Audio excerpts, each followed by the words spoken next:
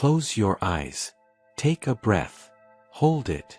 That breath, that simple unconscious act you've performed millions of times, is about to become the most precious thing you've ever known. Because where we're going, that breath doesn't exist. Imagine standing at the edge of everything familiar. Behind you, Earth, the only world you've ever known, spinning blue and beautiful in the darkness. Ahead of you, 7 other worlds orbit the same star. They look like lights in the sky, peaceful, distant, harmless, but they are none of those things. Each one is a version of hell so alien, so incomprehensibly hostile, that your mind cannot fully grasp what awaits. And yet, hidden within that hostility is something even more powerful: wonder. The kind of wonder that reminds you how impossibly rare your home planet truly is. Tonight, you're going to visit them all. Not through a telescope. Not through photographs beamed back by machines. You're going to feel them. Every gust of wind that could strip flesh from bone.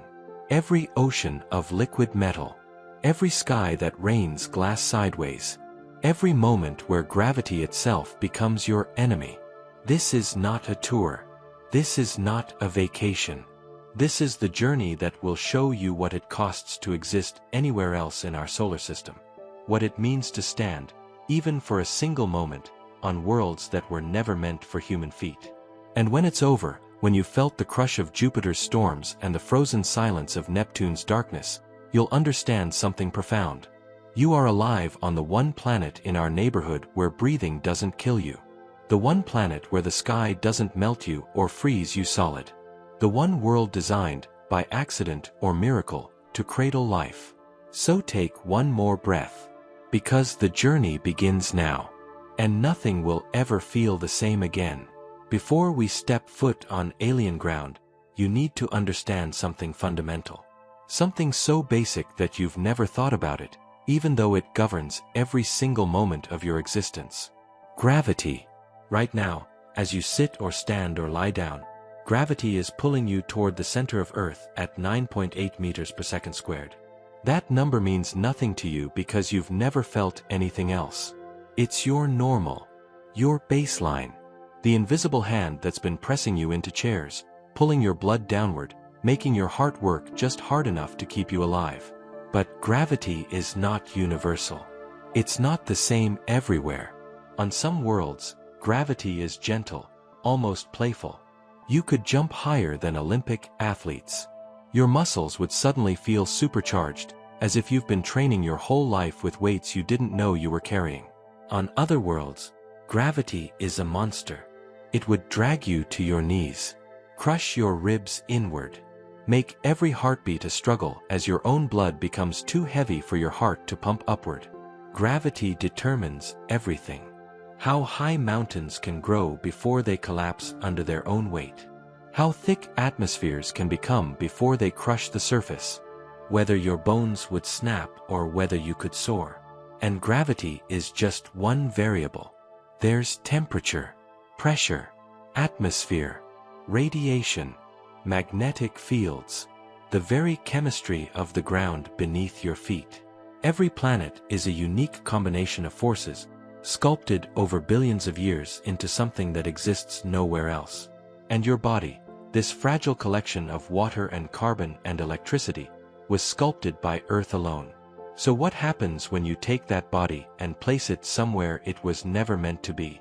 Let's find out. We begin with the closest world to the Sun. Mercury.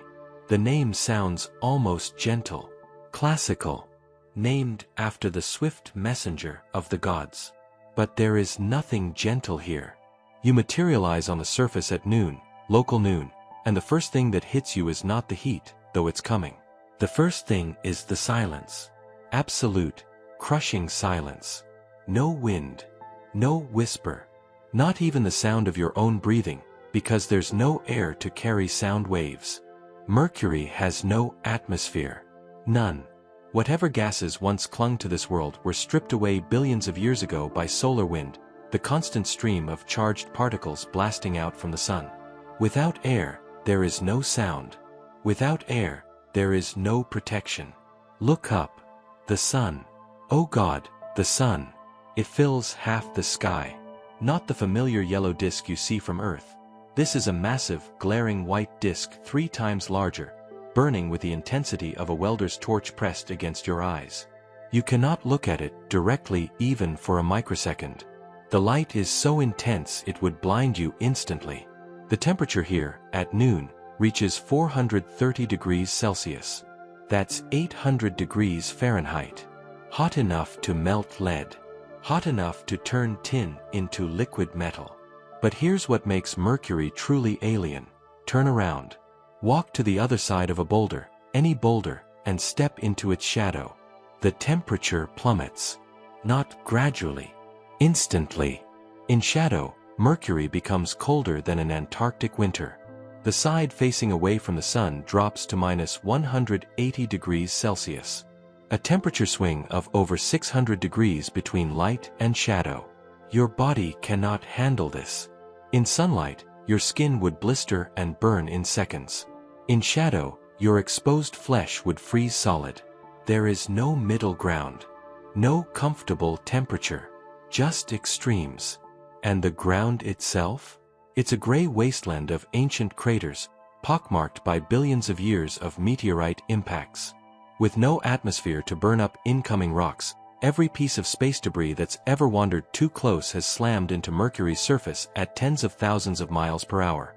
You're standing on a battlefield. A graveyard of cosmic violence. But the strangest thing about Mercury isn't the temperature or the craters. It's the day. See, Mercury is locked in a peculiar dance with the sun. It rotates so slowly, once every 59 Earth days, but orbits so quickly, once every 88 Earth days, that something bizarre happens. If you could stand here long enough to watch the sun move across the sky, you would see it rise in the east, climb to its zenith, and then stop. It would appear to reverse course, moving backward through the sky for a while, before continuing its journey westward. The sun moves backward here. Time itself feels broken on Mercury. Days last longer than years. The sun dances in the sky. This is a world where the most fundamental rhythms of existence, the rising and setting of the sun, have become alien and wrong. You look down at your hands. In the extreme temperatures, without a spacesuit, you would survive approximately 8 seconds. Your blood would boil in sunlight. Your skin would blacken and crack. In shadow, ice crystals would form in your cells, expanding, rupturing membranes, turning you into a frozen statue. Mercury is not a planet. It's a warning. A reminder that the sun, the source of all warmth and life on Earth, is also a weapon. Get too close, and it will kill you with light itself. If Mercury is a warning, Venus is a trap. Because Venus looks so beautiful from space. Brilliant white clouds swirling across a perfect sphere. The brightest planet in Earth's sky. The morning star. The evening star. Poets and lovers have gazed up at Venus for thousands of years, writing songs about its beauty. But Venus hides a secret so terrible that it makes Mercury look merciful. You arrive on the surface of Venus, and immediately, before you can even process what you're seeing, the pressure hits you. 92 times Earth's atmospheric pressure. Do you know what that means? That's the same pressure you'd experience if you dove 3,000 feet underwater. Not 30 feet, where recreational divers go. Not 300 feet, where professional divers can barely reach. 3,000 feet. The pressure here would crush a submarine. The air itself becomes a physical force, pressing in on every square inch of your body with the weight of an ocean. Your lungs would collapse instantly. Your ribcage would crack inward. Your eardrums would rupture before you could even scream. But you can't scream anyway. Because the atmosphere is 96% carbon dioxide. There's no oxygen. Just thick, suffocating poison pressing down on you like a hydraulic press. And then there's the heat. Venus is not the closest planet to the sun. Mercury is. But Venus is hotter. Much hotter. The surface temperature is 465 degrees Celsius. That's 869 degrees Fahrenheit. Hot enough to melt lead, zinc, and tin. Hot enough that rocks glow a dull red in the darkness. But here's the thing that makes Venus truly hellish: it never cools down. On Mercury, at least night brings cold. On Venus, there is no relief. Day or night, poles or equator, it's always the same temperature. Always. The thick atmosphere acts like a perfect blanket, trapping heat so efficiently that Venus has become a runaway greenhouse. Heat comes in from the sun and can never escape. This is what happens when a greenhouse effect goes wrong. When carbon dioxide builds up so much that a planet becomes a self-sustaining oven. Scientists believe Venus might have once been like Earth. Blue skies, liquid water, maybe even oceans. But something went wrong. The temperature rose.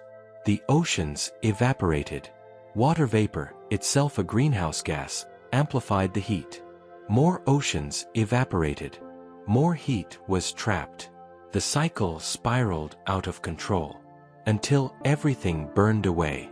Now you're standing in the aftermath, on the fossilized remains of a world that killed itself. But we're not done. Look up. The sky above you is not blue or black. It's a thick, orange-yellow haze. Sulfuric acid clouds stretching from horizon to horizon, so dense that only 2% of sunlight reaches the surface. You're standing in permanent twilight, even at noon, under skies that rain acid. Yes, acid rain. But the rain never reaches the ground. It evaporates in the heat before it can fall, creating ghostly curtains of virga, rain that falls but never lands. And the wind. Oh, the wind. High in the atmosphere, winds scream around the planet at 360 kilometers per hour. Faster than the most violent hurricanes on Earth. These superrotating winds carry the clouds around Venus in just 4 days, even though the planet itself rotates once every 243 Earth days. Venus spins so slowly that a day here lasts longer than a year. And it spins backward, clockwise, when viewed from above. The only planet in the solar system that does this. The sun rises in the west on Venus and sets in the east. Everything here is backward and wrong. You try to take a step, but the heat has already started breaking down your tissues. At 465 degrees, organic molecules fall apart. Proteins denature. Cell membranes dissolve. You're not burning, you're being chemically disassembled. The Soviet Union once landed probes on Venus. Venera landers, designed to withstand extreme conditions. The first ones failed almost immediately. Later versions, heavily armored and refrigerated, lasted about an hour before the heat and pressure destroyed them. 1 hour. For machines made of metal and designed specifically to survive. You would last seconds.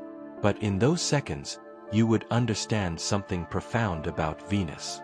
This planet isn't just hostile. It's a warning from the future. A glimpse of what Earth could become if greenhouse gases run wild. If temperatures spiral out of control. If feedback loops turn a living world into a dead one. Venus was Earth's twin. Same size, same mass, formed from the same materials at the same time.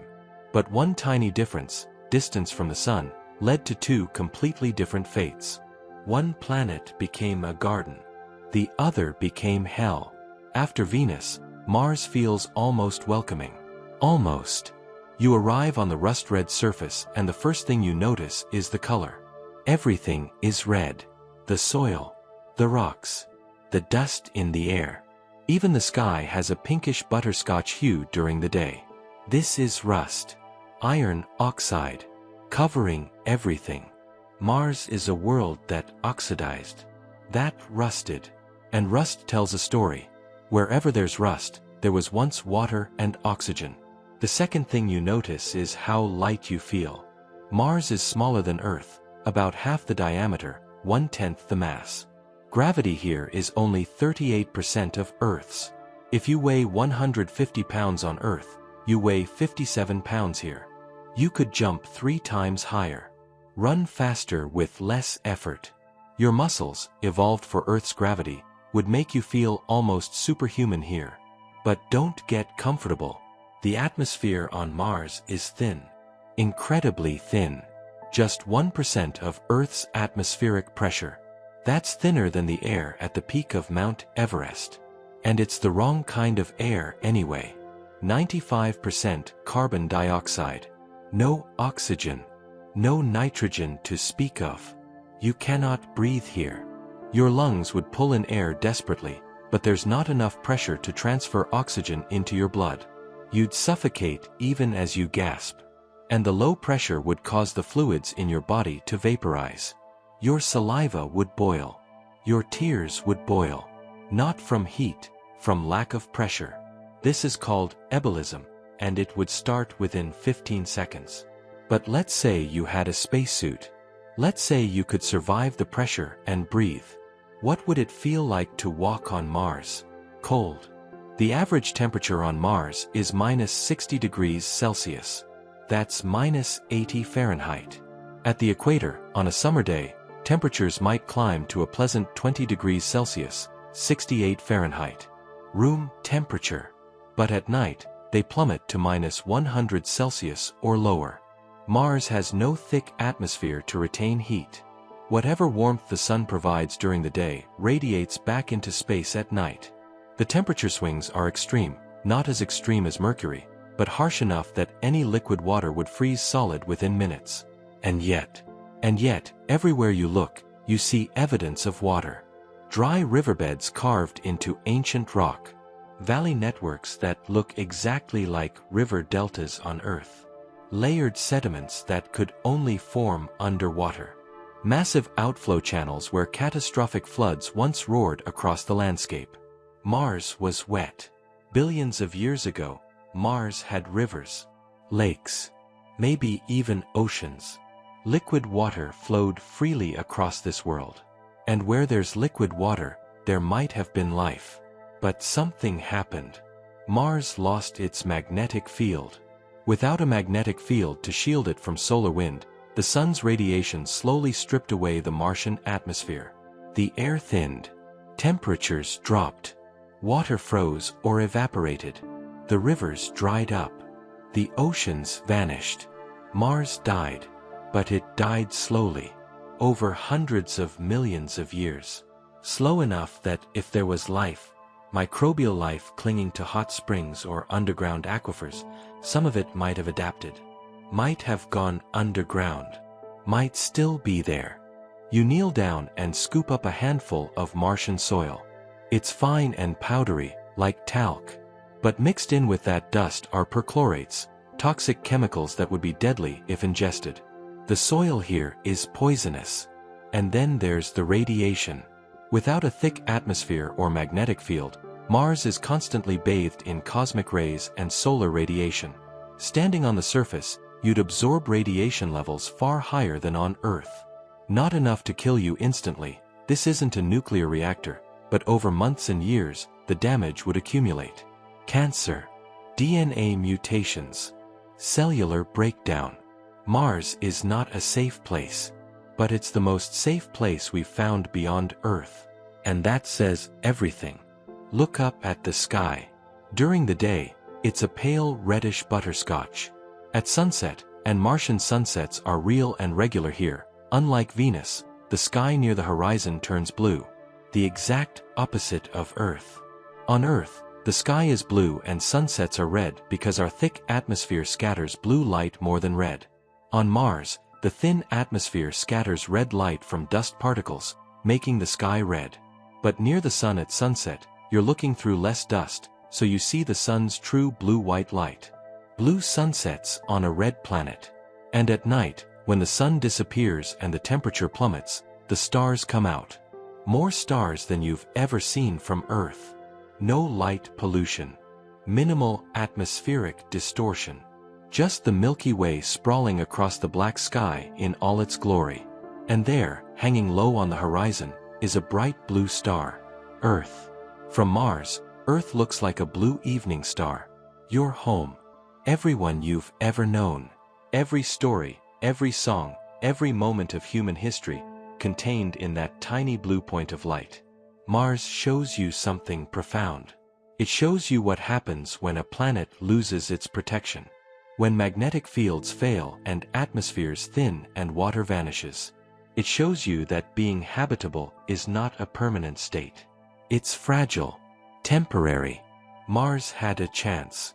For a brief moment in cosmic history, this world might have been alive. But that moment passed. And now Mars is a monument to loss. A beautiful, desolate, rust-red monument to what once was and what will never be again. Everything changes when you reach Jupiter. Because Jupiter is not a planet in the way you understand planets. It has no surface, no ground to stand on, no solid place to rest.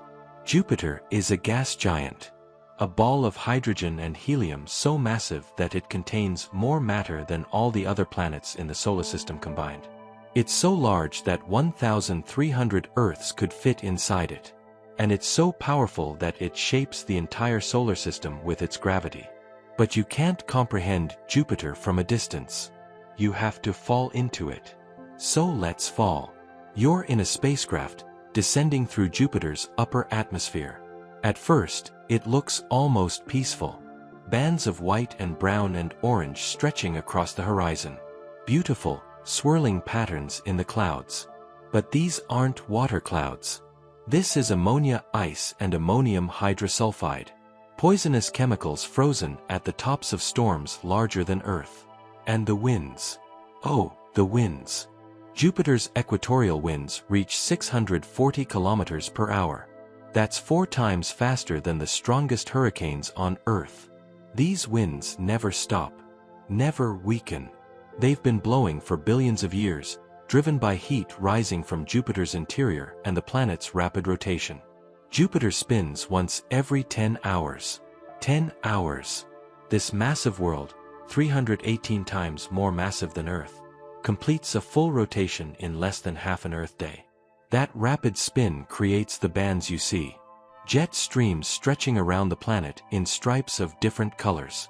And between those jet streams are the storms. You look to your left and see it. The great red spot. It's not red up close. It's more salmon-colored.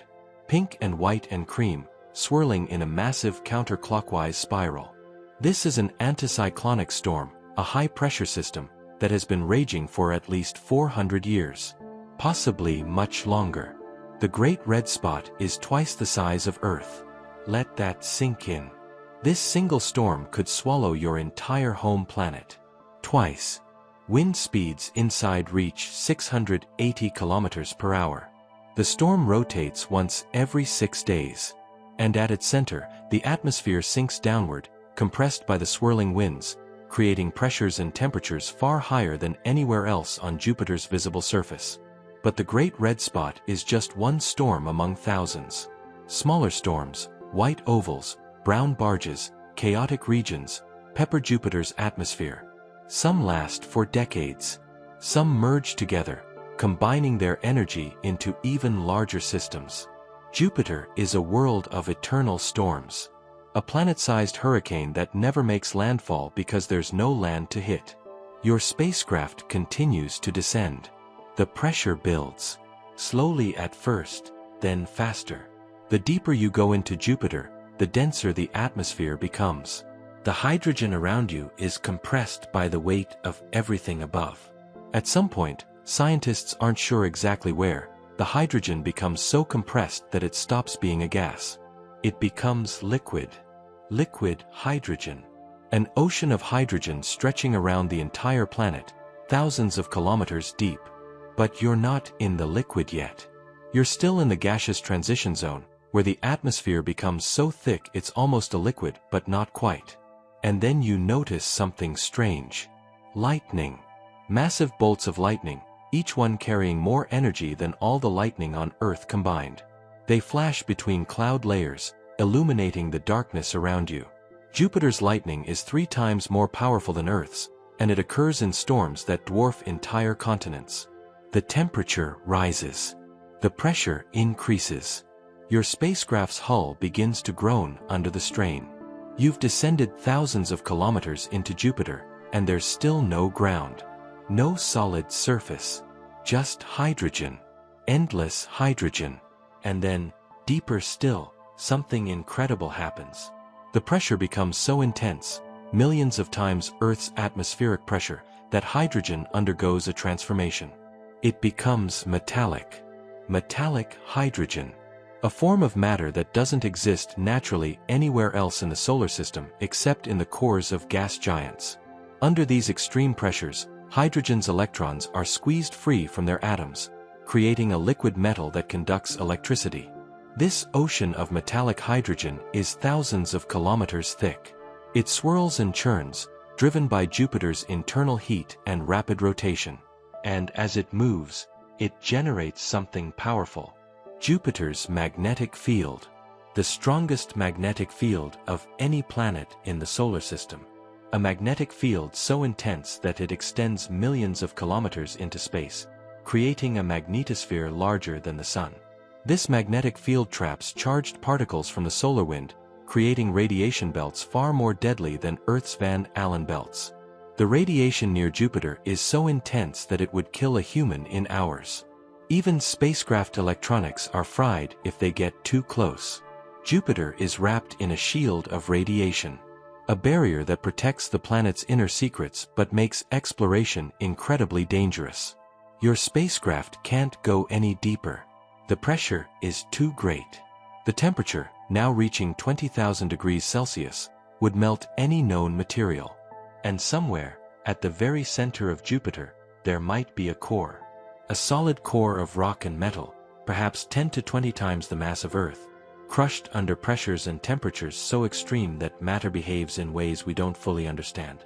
But you'll never reach it. No human-made machine ever will. Jupiter keeps its secrets. As you begin your ascent, fighting against the incredible gravity, 2.5 times Earth's gravity would pin you to the floor, make your bones ache, make your heart struggle to pump blood. You realize something humbling. Jupiter is a planet-sized engine. It generates more heat internally than it receives from the Sun. It's still slowly contracting from its formation 4.6 billion years ago, releasing gravitational energy as heat. Jupiter is a failed star. If it had been just 80 times more massive, nuclear fusion would have ignited in its core. It would have become a star, and our solar system would have been a binary system. But Jupiter fell just short.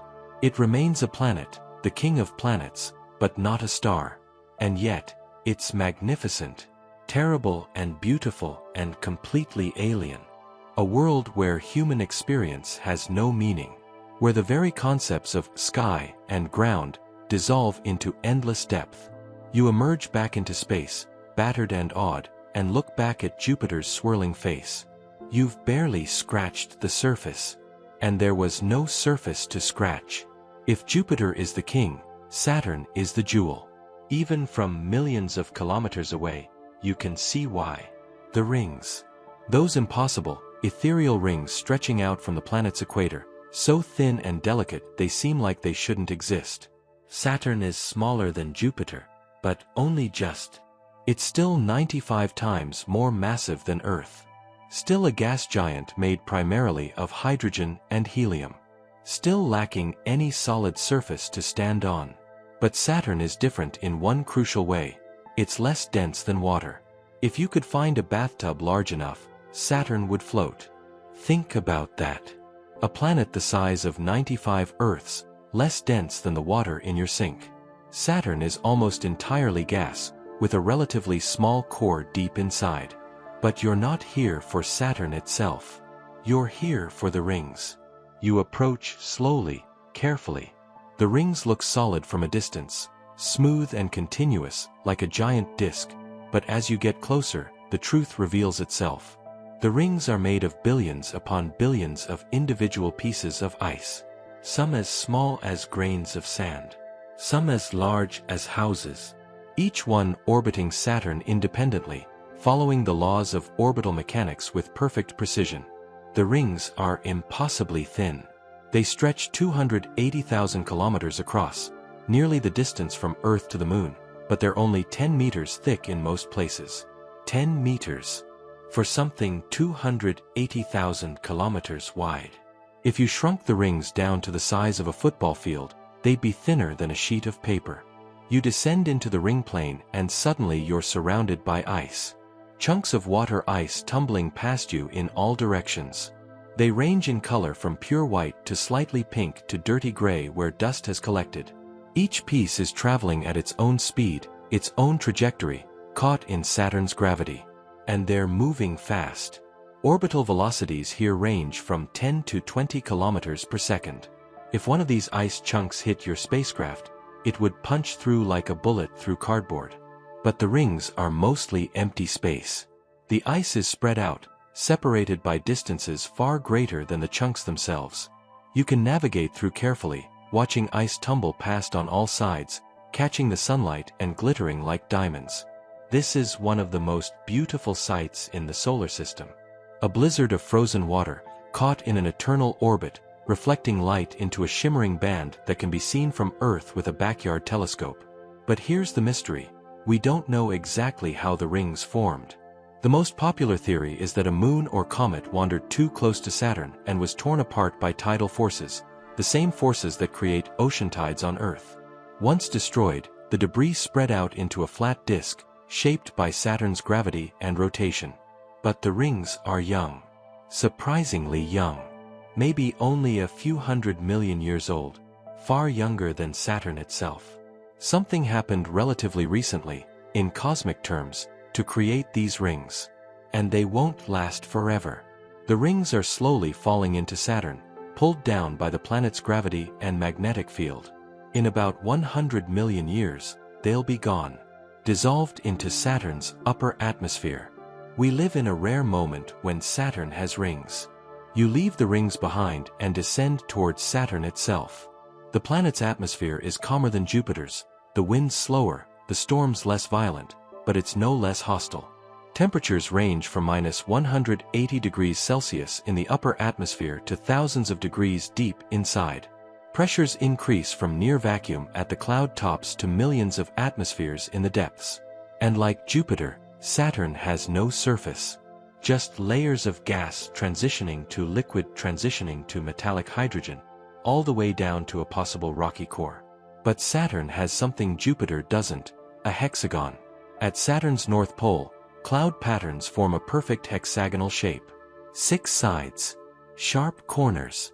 A geometric pattern 30,000 kilometers across, larger than 2 Earths side by side. This hexagon is a jet stream. A standing wave pattern in Saturn's atmosphere, probably caused by the interaction between different wind speeds at different latitudes. It rotates once every 10.7 hours, the same rotation period as Saturn's interior. The hexagon has been there since we first observed it with the Voyager spacecraft in 1981. Decades later, it's still there. Still hexagonal. Still perfect. Nature created geometry here. A shape so precise it looks artificial. But it's entirely natural, just atmospheric physics playing out at planetary scales. As you pull away from Saturn, you look back at the planet and its rings. The whole system is bathed in golden sunlight. Saturn is nearly 10 times farther from the Sun than Earth, so sunlight here is weak, but still beautiful. Saturn is elegance incarnate. Where Jupiter is violent and chaotic, Saturn is serene and structured. The rings. The hexagon. The pale yellow clouds. This is what the solar system looks like when physics creates art. Uranus is strange. Not in a dramatic, storm-racked way like Jupiter. Not in a beautiful, ringed way like Saturn. Uranus is strange in a fundamental, deeply unsettling way that makes you question what you thought you knew about how planets should behave. First, there's the color. Uranus is blue-green. Cyan. The color of a swimming pool. This comes from methane in its atmosphere. Methane absorbs red light and reflects blue and green back into space. But that's not the strange part. The strange part is how Uranus spins. Every other planet in the solar system spins roughly upright.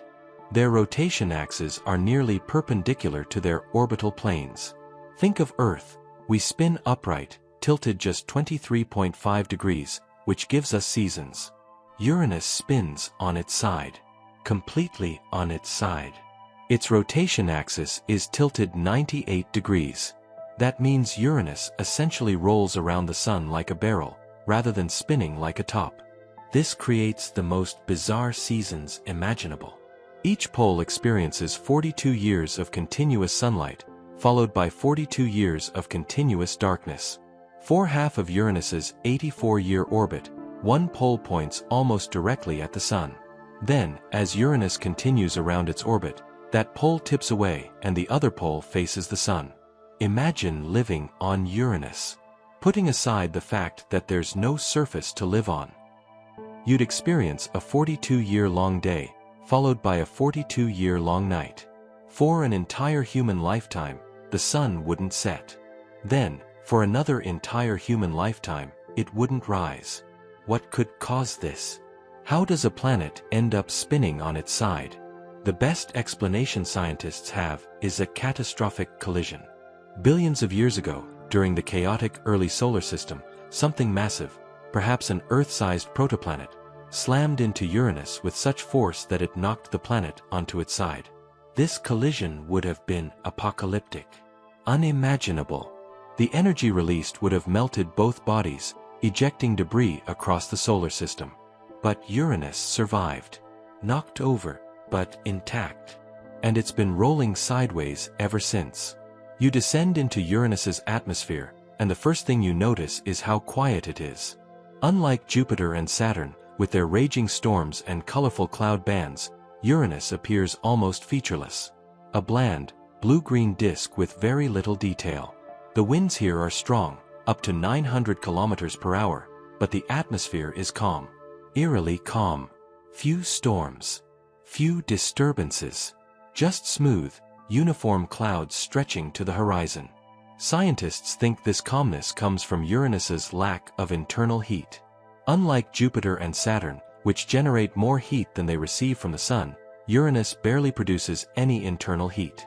It radiates almost exactly as much energy as it absorbs from sunlight. This makes Uranus the coldest planet in the solar system. Even though Neptune is farther from the Sun, Uranus is colder. The upper atmosphere reaches temperatures as low as -224 degrees Celsius, close to absolute zero, the point where all molecular motion stops. Why is Uranus so cold inside? Scientists aren't sure. One theory is that the massive collision that tilted Uranus also disrupted its interior, allowing heat to escape more easily. Whatever the reason, Uranus is an ice giant, a planet made not just of hydrogen and helium, but of water, methane, and ammonia ices deep in its interior. As you descend deeper, the pressure increases and the hydrogen atmosphere gives way to a mantle of water, methane, and ammonia in exotic, high-pressure forms. Scientists call this an ice mantle, but it's not ice like you know it. At these pressures and temperatures, water becomes superionic ice, a bizarre state where oxygen atoms lock into a crystalline lattice while hydrogen ions flow freely like a liquid. This is alien chemistry. States of matter that don't exist on Earth. Ices that are hot. Liquids under pressures that would crush steel. And deep in Uranus's core, there's probably a small rocky center, iron, silicates, maybe a few Earth masses of solid material. But you'll never reach it. The pressure is too great. The cold too intense. You ascend back into space and notice something else strange about Uranus. Its magnetic field. Every planet with a magnetic field has that field roughly aligned with its rotation axis. Earth's magnetic field points north-south, along our rotation axis. Same with Jupiter, Saturn, and most other bodies. Not Uranus. Uranus's magnetic field is tilted 59 degrees from its rotation axis. And it doesn't even pass through the planet's center. It's offset, creating a lopsided, asymmetric magnetic field that wobbles crazily as Uranus rotates. No one knows why. Perhaps the collision that tipped Uranus on its side also disrupted its magnetic field generation. Perhaps something about its internal structure creates this bizarre configuration. Uranus is a planet that was fundamentally broken billions of years ago and never fully recovered. It's a reminder that planets are not eternal, unchanging objects. They can be damaged, knocked over, fundamentally altered by violence. As you leave Uranus behind, spinning sideways in the darkness, you feel a strange melancholy. This is a wounded world. Beautiful in its own way, that cyan glow, those bizarre seasons, but wounded nonetheless. A planet that will spend eternity rolling on its side. Neptune is the edge of everything. Beyond Neptune, there are no more giant planets. Just the Kuiper Belt, a scattered ring of icy bodies and dwarf planets drifting in the cold. Neptune marks the boundary between the realm of planets and the realm of frozen debris. And Neptune is far. It orbits 4.5 billion kilometers from the Sun, 30 times farther than Earth. At this distance, the Sun is just a bright star. Not a disk. Not a warm presence. Just a point of light barely brighter than Venus appears from Earth. Sunlight takes 4 hours to reach Neptune. That's how far away you are. 4 hours at the speed of light. Yet somehow, impossibly, Neptune is active. You approach and immediately see the storms. Unlike Uranus's bland, featureless clouds, Neptune's atmosphere is full of detail. Dark spots. White cirrus clouds. Banded structures. The most famous is the Great Dark Spot, or was. When Voyager 2 flew past Neptune in 1989, it photographed a massive anticyclonic storm similar to Jupiter's Great Red Spot. But by the time the Hubble Space Telescope looked again a few years later, the Great Dark Spot had vanished. Disappeared completely. Neptune's storms come and go. They form, rage for a while, then dissipate. Nothing is permanent here. The winds on Neptune are the fastest in the solar system. They reach 2,100 kilometers per hour. Supersonic winds screaming around the planet at speeds that would shred anything in their path. And remember, Neptune receives almost no heat from the Sun. So where does all this energy come from? Internal heat. Just like Jupiter and Saturn, Neptune generates more heat internally than it receives from the Sun. In fact, Neptune radiates 2.6 times more energy than it absorbs. It's glowing with its own warmth, left over from its formation and from gravitational contraction. This internal heat drives Neptune's weather. It creates convection currents in the atmosphere, pulling warm material upward and cold material downward, generating winds and storms despite being so far from the Sun. Neptune is a deep, vivid blue, darker and richer than Uranus. This color also comes from methane, but Neptune's atmosphere has different cloud structures that create a deeper blue shade. White methane cirrus clouds float high above the main cloud deck, casting shadows on the layers below. You descend into Neptune's atmosphere. The temperature in the upper clouds is minus 218 degrees Celsius. Cold beyond cold. The kind of cold where carbon dioxide would freeze solid. Where breathing in air, if there were breathable air, would freeze your lungs instantly. But like Uranus, Neptune is an ice giant. Beneath the hydrogen-helium atmosphere lies a mantle of water, methane, and ammonia ices under extreme pressure. And perhaps, deep inside, a rocky core. Neptune's interior is similar to Uranus, but more energetic. More active. More alive, somehow, despite being even farther from the Sun. And Neptune has something Uranus lacks, a large moon. Triton. Triton is bizarre, even by solar system standards. It's large, larger than Pluto, and it orbits Neptune backward. Every other large moon in the solar system orbits in the same direction as its planet's rotation. Triton orbits retrograde, in the opposite direction. This means Triton wasn't formed alongside Neptune. It was captured, pulled in by Neptune's gravity from somewhere else, probably the Kuiper Belt. And Triton is geologically active. Voyager 2 photographed geysers of liquid nitrogen erupting from Triton's surface, shooting plumes 8 kilometers high. On a moon where the surface temperature is minus 235 degrees Celsius, colder than anywhere else we've measured in the solar system, liquid nitrogen acts like water does on Earth. Triton has ice volcanoes, nitrogen geysers, a thin atmosphere of nitrogen and methane. And it's doomed. Because Triton orbits backward, tidal forces are gradually slowing it down. Over millions of years, Triton's orbit is decaying. It's spiraling inward toward Neptune. Eventually, perhaps in 3.6 billion years, Triton will get too close. Neptune's tidal forces will tear it apart, ripping it into pieces just like happened with Saturn's rings. When that happens, Neptune will gain a ring system even more spectacular than Saturn's. A massive ring of debris stretching around the planet, created from the shattered remains of a moon. But that's billions of years away. For now, Triton still orbits, still erupts nitrogen geysers, still slowly spirals inward. You leave Neptune behind, looking back at that deep blue sphere glowing faintly in the starlight. This is the last major planet. The final world of substance before space becomes truly empty. Neptune is the sentinel, the guardian at the edge of the planetary system. And beyond it, darkness, cold, and millions of objects we're only beginning to discover. For all of human history, we knew only the planets of our own solar system. Mercury through Neptune. 8 worlds, 9, if you count Pluto before its demotion. 8 very different environments, but all orbiting the same star. We wondered, are there other planets around other stars? The answer came in 1992. Then 1995. Then a flood. Exoplanets. Planets orbiting distant stars. We've now confirmed over 5,600 exoplanets. And we're finding more every week. Every month.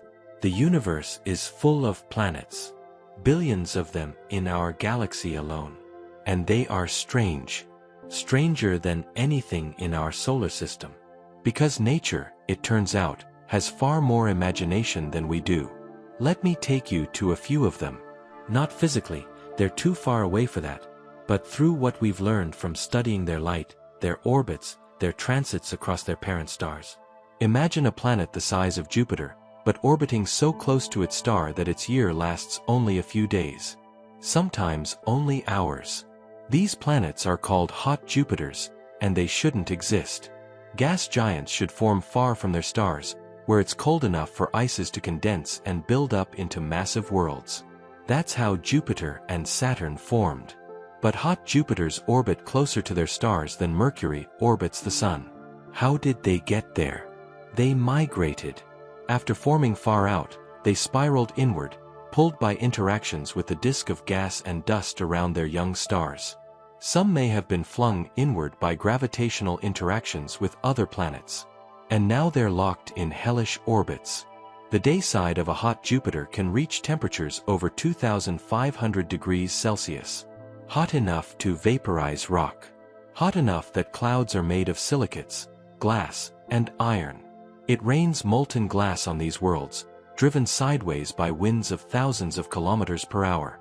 The night side is slightly cooler, maybe 1,000 degrees, but still hot enough to melt lead.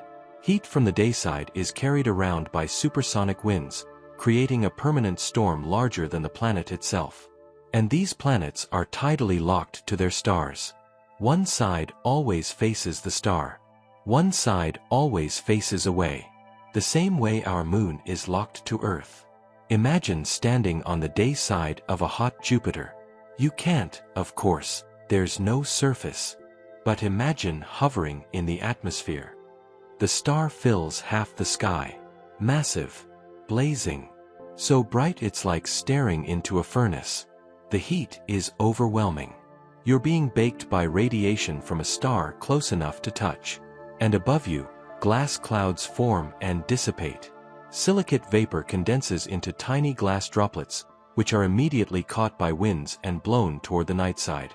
The glass cools and hardens in the wind, creating razor-sharp particles that whip through the atmosphere at supersonic speeds.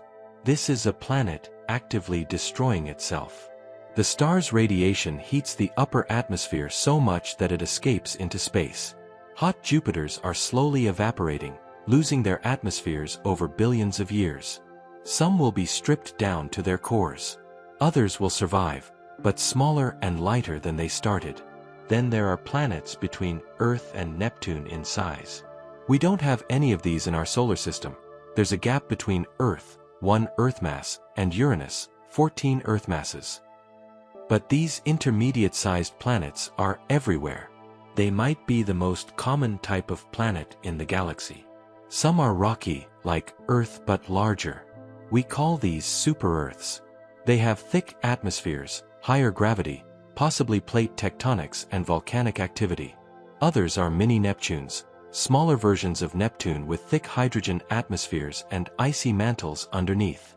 What would it feel like to stand on a super-Earth? Heavy. The gravity would be crushing. If the planet were twice Earth's mass but similar density, gravity would be about 1.4 times Earth's. That might not sound like much, but it means everything weighs 40% more. Your 150-pound body weighs 210 pounds. Your bones ache. Your muscles strain. Every step is harder. And if the planet has a thick atmosphere, which many super-Earths seem to have, the pressure at the surface could be immense. Tens or hundreds of times Earth's pressure. You'd be crushed and suffocated simultaneously. But some super-Earths orbit in their star's habitable zone, the region where temperatures allow liquid water.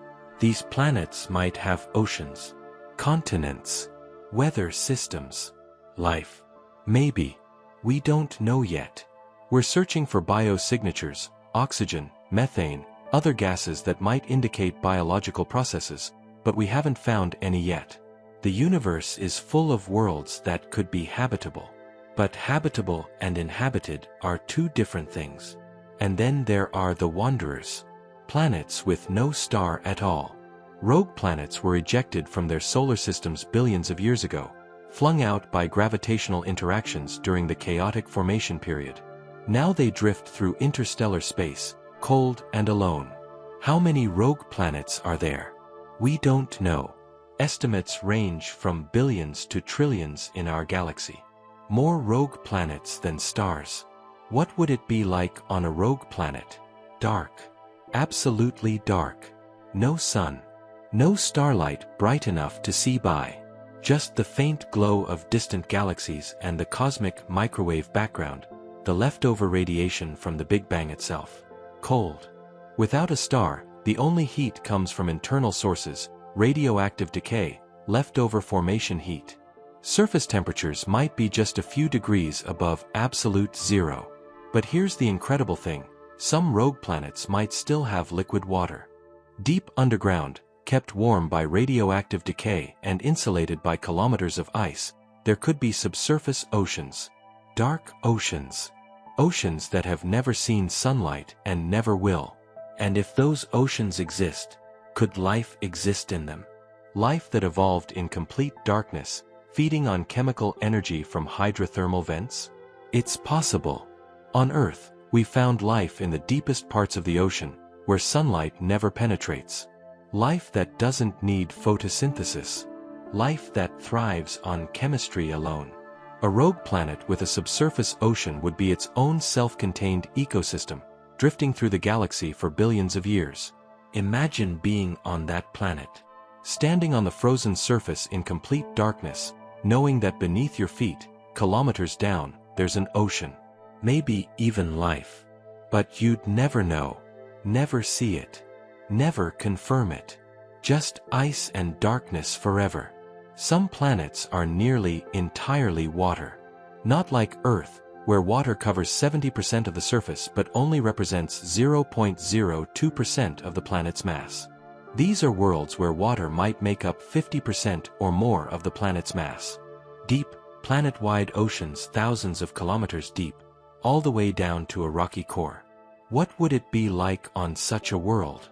At the surface, it might be pleasant. Liquid water under a breathable atmosphere, assuming the atmosphere is breathable, which is a big if. Waves lapping endlessly.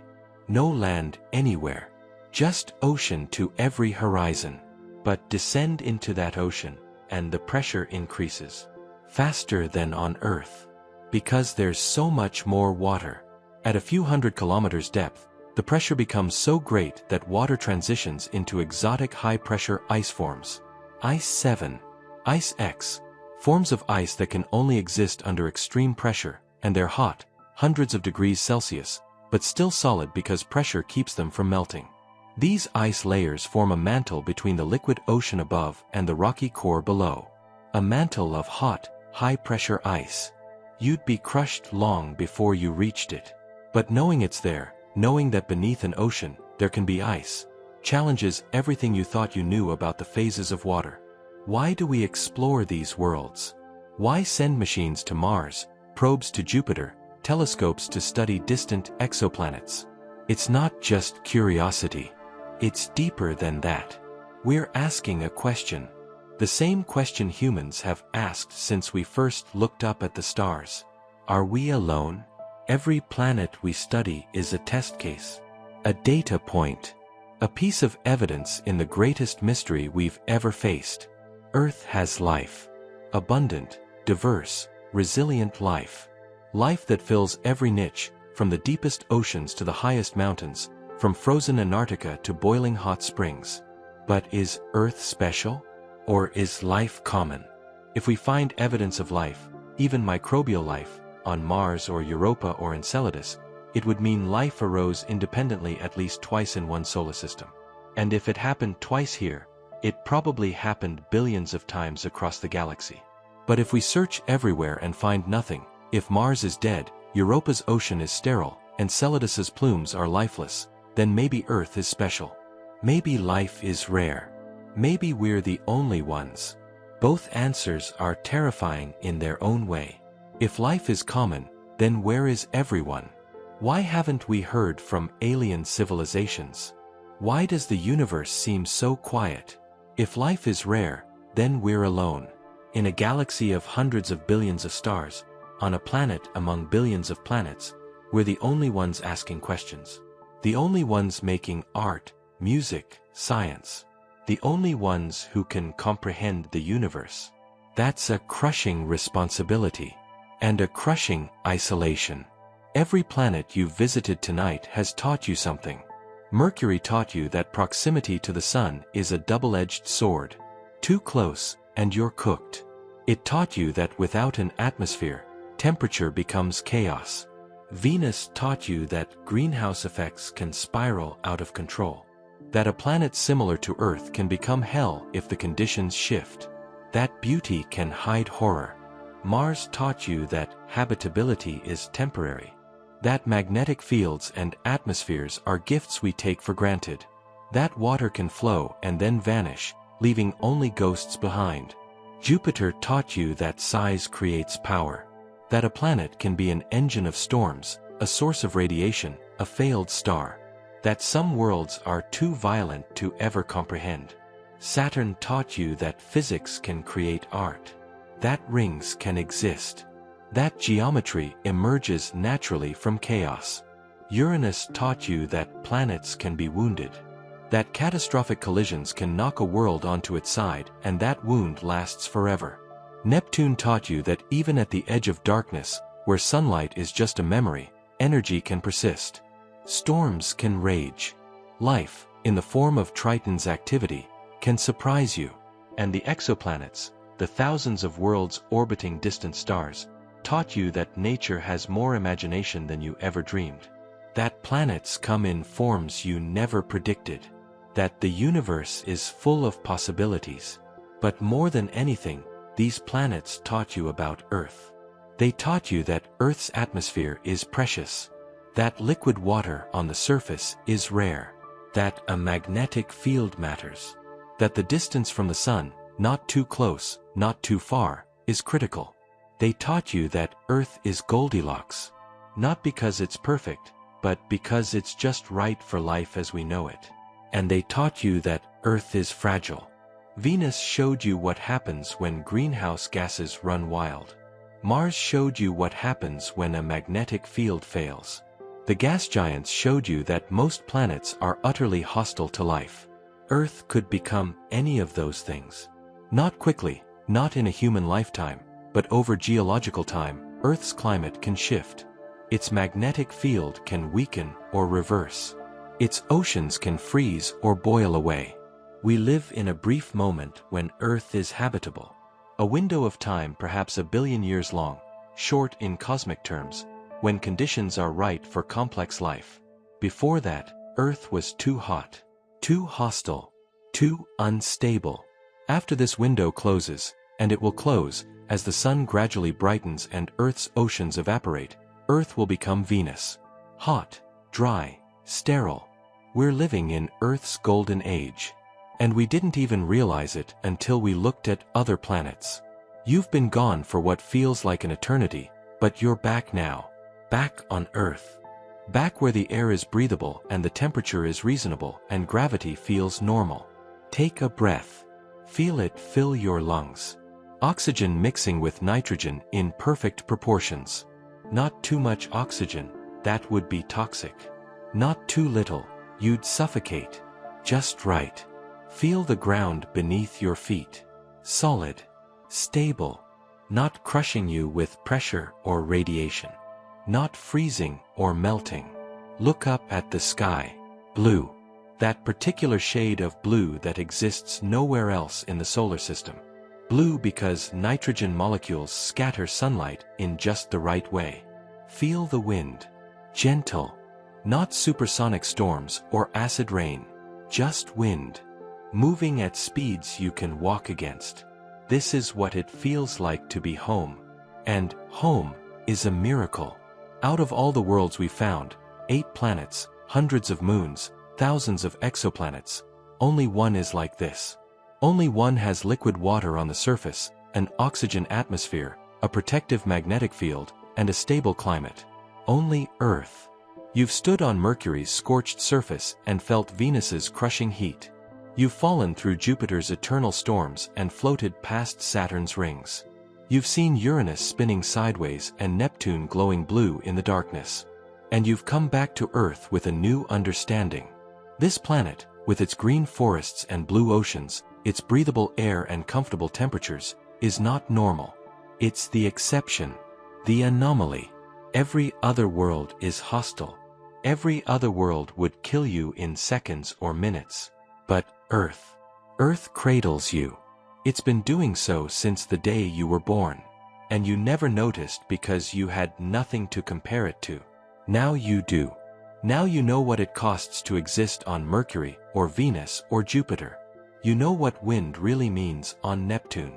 What pressure means on Venus. What cold means on Triton. And knowing that, you understand why we search for other Earths. Why we build telescopes to study distant exoplanets. Why we dream of finding another world like this one. Because if there's another Earth out there, another planet with liquid water and breathable air and life, then we're not alone. Then Earth isn't a fluke. Then the universe is full of homes. But if there isn't, if Earth is the only one, then this moment, right now, as you breathe Earth's air and feel Earth's gravity, is the most important moment in the history of the universe. Because you're experiencing something that might exist nowhere else. A living world. A planet where chemistry became biology became consciousness. A planet that can look up at the stars and wonder. And in all the vast cosmos, across billions of light years and trillions of planets, that might be the rarest thing of all. Not life. But life that knows it's alive. That asks questions. That builds telescopes and spacecraft and travels, in imagination if not in body, to other worlds. You are standing on Earth. The planet that defied the odds. The planet that shouldn't exist but does. The planet that taught the universe to think. Take another breath. And remember, you're breathing miracle air on a miracle world. And that breath, that simple, unconscious breath, is the most precious thing in the entire cosmos.